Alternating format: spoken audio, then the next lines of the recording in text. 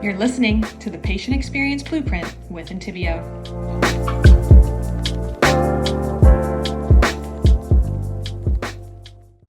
Welcome, everybody. It's Nathan from Intivio. We're doing a podcast called Patient Experience Blueprints, and today we have Danielle Apostolon.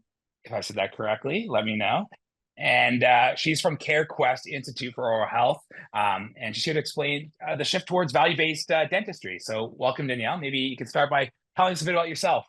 Sure. Thanks, Nathan. Happy to be here. So as you said, my name is Danielle, and close with the last name. It's Apostolon, but you're not the only one. Nobody ever gets it right.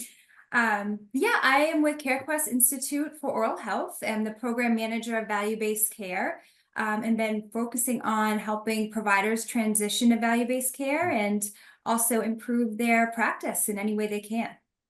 That's amazing. Maybe for those who don't know what value-based care is, we just start off the conversation talking about from a high level what that is and like how you're involved in that.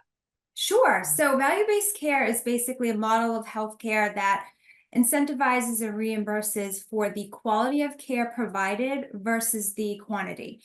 Traditionally, healthcare has been reimbursed by fee-for-service. So, providers provide a service, they get paid for each service provided, but there's no link to quality or outcomes. So value-based care really looks at, okay, what are we trying to achieve? Are we impacting the patient's health, their quality of life, and how do we reimburse for that differently? So it's really a focus on, I guess, health outcomes. You're talking to patients, getting them more bought into their treatment. I guess so. When we look at today's, like the current model that's going on right now, how would you say that?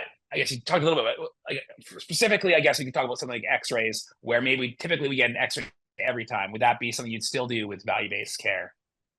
Yeah, so it's basically whatever the patient needs. It's evidence-based care.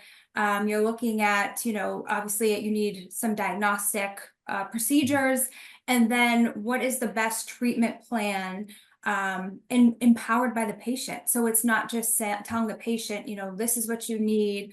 It's working together with the patient to see what matters to them. So what outcomes matter to the patient, combining that with clinically and evidence-based care. Right. And then how does that, I guess I read a bit of your bio, so it also goes into like equity, right? And you guys, how does that build into equity for healthcare access? Sure. So, part of value-based care, and I believe there's this value equation, right? So you look at value, and it's really outcomes for the costs and resources to get to those outcomes. And I think that's really, looking at what resources we have so that we can be equitable and make sure that every patient, no matter what, coverage they have, what background, what resources they have, are able to access care and quality care. Cool. And so if we rewind a little bit, like I guess I've talked to you a little bit before this as well. I know you're really passionate about this. So maybe talk to me a bit about like your journey into this, your journey with CareQuest, into like how you started, like your fundamental with the organization. So yeah, how you guys got passionate about this. Sure. So I started about 16 years ago, primarily doing consulting with community health center dental practices. They primarily serve Medicaid patients who are uninsured, and it's just watching how they care for their patients in their community is amazing. It was challenging for them, though, to be sustainable. Obviously, Medicaid and patients who don't have the means or are able to afford care, they have to provide that care for free. That's part of their mission. And the care that's provided, it's high quality, it's integrated. They have primary care, medical, behavioral health, all under the same roof. So my job, I didn't go to medical school and can't be the clinician, working close with the clinicians and helping them to improve their efficiencies, their workflows, so that they can do what they went to medical school, and that's to provide care, the best care possible for their patients. So I looked at it as an opportunity to, just empower the providers. What do they need workflow-wise? How can they work with leadership and administration to set up their organization to provide the best care possible to their patients? Over the last 10 years, obviously there's been this shift to value-based care, And it's really overwhelming. I mean, there's a lot of change that has to happen, not only clinically, financial, operationally. And so at CareQuest, we really focused on what tools and resources can we provide providers to help them transition, to help them get started, and have those, tools necessary. Because, it's been happening in Medicare and Medicaid. We're seeing more claims switch to that value-based payment and away from fee-for-service. So we want them to be prepared and be a part of those conversations when designing the models. Yeah, I'm guessing this isn't just public practice. This isn't just like community care either. Like personally go to something they call evidence-based care, which seems very similar to this. So it's Yep. more of a groundswell movement where you are seeing even private practices beyond community clinics. Is that correct? Correct. Yes. So any provider, any clinic type, whether you're a dental service organization, a university dental school, any type of practice can engage in this. And I mean, the components of value-based care can be done anywhere. The payments kind of that secondary, it's an enabler to some of these prevention, like focus procedures that might not necessarily be reimbursed under fee-for-service, but you can still do what's best for the patient. So I think value-based care kind of brings this opportunity for any provider to sit down and say, this is what my patients need. It's not covered, but it's what they need. Maybe we can design a payment model that does, reimburse adequately or let the patient have coverage for those specific procedures. Just as an example, some patients might need one cleaning a year. Others might need 4, but insurance might only say, there's only 2 cleanings. So I think value-based care kind of brings the opportunity to let clinicians be empowered, patients be empowered, and they say, this is what I need, and then to measure those outcomes. And then that reimbursement can tie to that.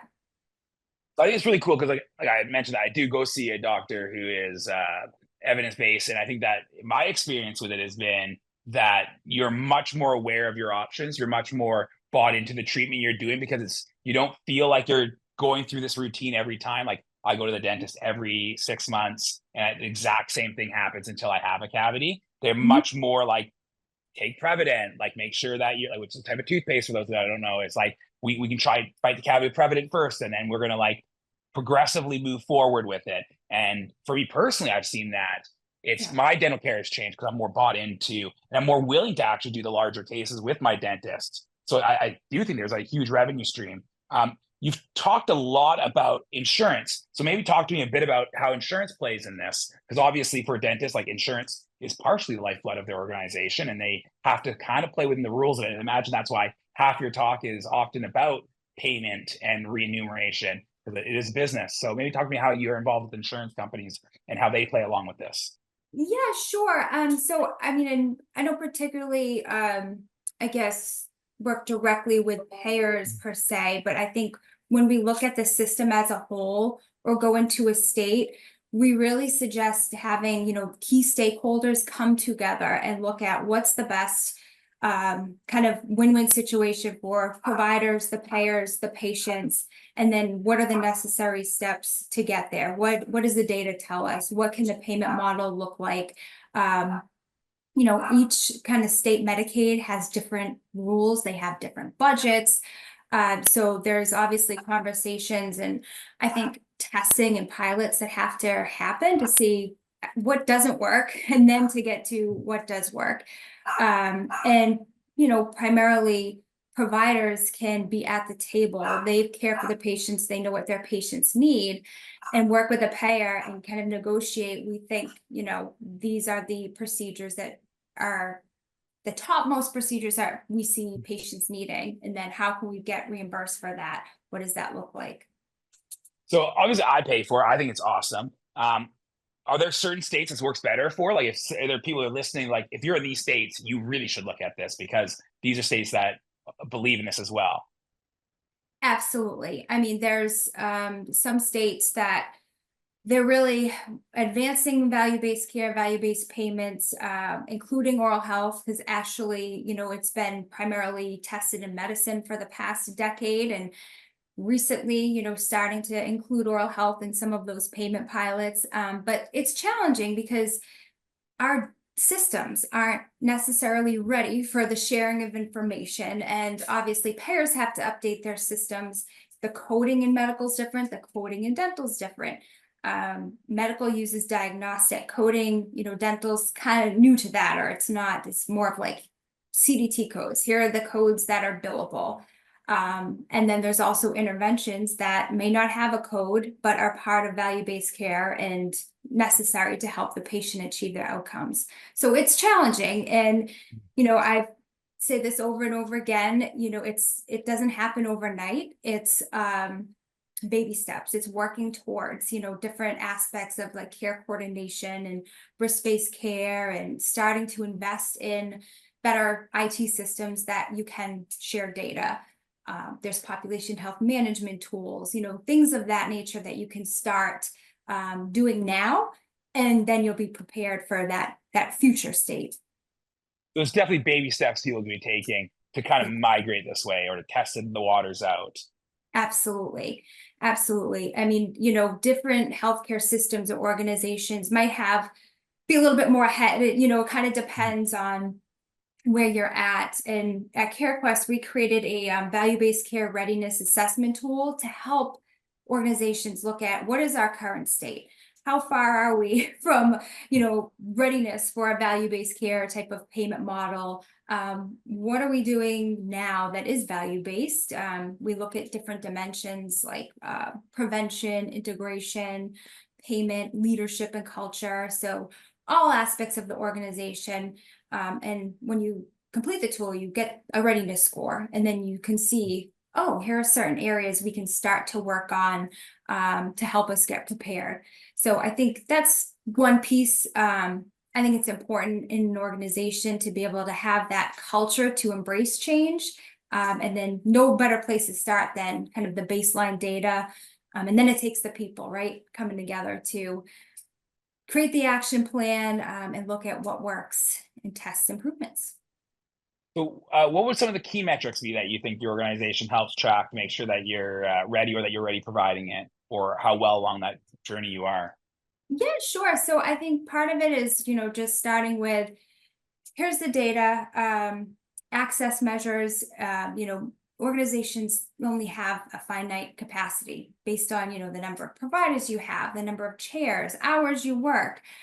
Sometimes, organizations have a really high demand for care and can't get patients in. That could be, scheduling inefficiencies. They have high broken appointment rates. So we kind of look at, operationally, where is your clinic now based on, your structure? What is the demand for care? How many patients can you actually accommodate in a meaningful way based on your capacity? And then we look at the kind of types of procedures being provided, the types of patients, their conditions. If you have a high number of, children or versus more adults, like who are your patient population? And then where can we make improvements? So you can look at, the types of procedures you're providing, and then start to measure towards outcomes. So we start with process. Are you doing risk assessments? Are you providing sealants on children that need sealants? Then you can move towards more outcomes. Are we seeing a reduction in new caries lesions? Are we seeing a reduction in caries? So there's a whole bunch of measures, but I always tell providers, we don't want to overwhelm and just start to, have 100 measures. We want it to be meaningful, and, kind of tie that to your aim statement and to your patient population. So what are you hearing from patients then on this? I think that's obviously it's people we're providing service for, and the value-based care is supposed to be for the patient. So I guess, yeah, what are you hearing from patients after this has been rolled out? So and I've primarily been working with community health centers and a few private practices, but they love being able to have conversations with their provider. It's focused on, the patient, building trust. One provider that started working in the value-based care model said, patients weren't coming in, and they found out their barrier was they were scared. They were afraid of the dentist. And that might speak to, typically it's you go, if you haven't been for a while and had that prevention care, you're now at a stage where you need the drilling, filling, and all of that. So, once they found out what the barriers were, they focused on establishing trust with the patient and just asking what matters to them, and finding out there's the other options. There's glass ionomers, there's silver diamine fluoride, there's all these minimally invasive techniques that they didn't know about. So they appreciate having those options, and then being part of that and not feeling like, oh, I'm getting punished because I haven't been to the dentist in a long time.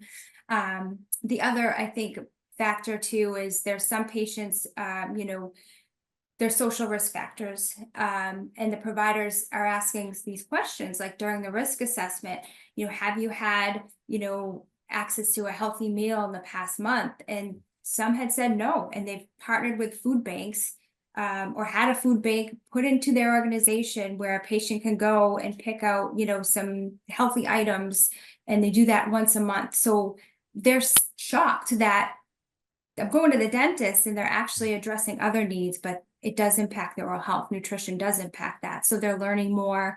And I think just feeling more empowered and more education of how oral health is linked to their overall health. That's amazing. I think that whenever you're able to see a full person and not just Yes. it's not just oral health, right? Like majority of patients can't get screened for cancer unless they go through the dentist, like a lot of oral cancers. And there's a lot of life-saving things that happen at a dental office that you might not be aware of. What you probably are, but a lot of patients aren't aware of the impact that dental health can have. Yes. I guess I'm biased because we kind of talked about earlier. It just so happened that I do go see a dentist who is evidence-based, and so I think I wonder because I'm not going to be able to be the devil's advocate great here. Maybe you can help me be the devil's advocate today and say, what do you hear back as feedback, people saying, oh, I don't like this, or the worries that people might have about transitioning?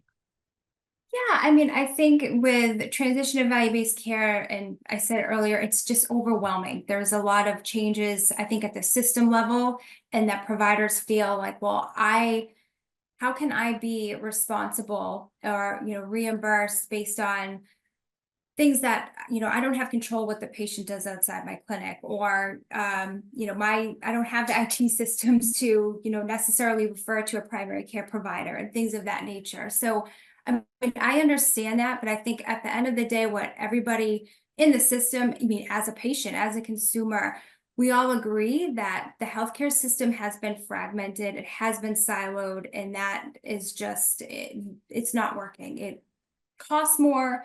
It's harder for patients to get the care they needed when it's, fragmented like that. So primary care, dental, behavioral health, it all is related. And I think if you're looking at different conditions, like if you have, a patient with diabetes or some chronic disease, you need all providers to be on the same page to really effectively manage that disease. And I don't know about in Canada, but here in the United States, chronic disease is just, I think the latest statistic, 4 out of 10 have at least 2 or more chronic diseases. I think 6 out of 10 have at least one. And that's really driving up the costs in the healthcare system. So, to really make an impact, I think it has to be the patients also need to be so proactive, but the system has to work. And I think that's payment, care coordination, and breaking down the silos. So I think, as a provider, no matter what clinic you are in, you go into it to care for patients and you want to see them get the best outcomes. So I look at, value-based care as an opportunity to do that and start small. I mean, there's different tools you can use Excel to start tracking data, and you can look patient one case by one case and look at, your whole team, front desk, dental assistants. What could we be done better in this case? What's not happening? How do we get patients back in the chair? How can we get them to, come back for their follow-up, and try different things? I mean, that's really, I think what the opportunity is about. And I think we all can agree we want better care. Sure, integrated health is really important, and it's Yeah. not all of our providers are talking together.